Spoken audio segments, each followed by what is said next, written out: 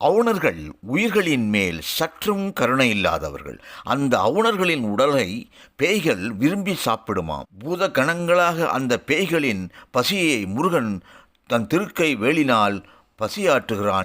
பசித்தலகை முசித்து அழுது முறைப்படுதல் ஒடித்து அவுணர் உரத்துதிர நினத்தசைகள் புசிக்க அருள் நேரும் என்று பாடுகிறார்.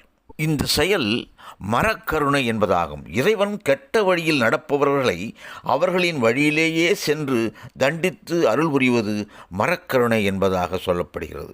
பேய்கள் பசிகொண்டு அழுது புலம்பும் தருவாயில் அவுணர்களை கொன்று அந்த மாமிசத்தை அந்த பேய்கள் உண்ணும்படி செய்த திருக்கை வேல் என்று பாடுகிறார் அருணகிரிநாதர்.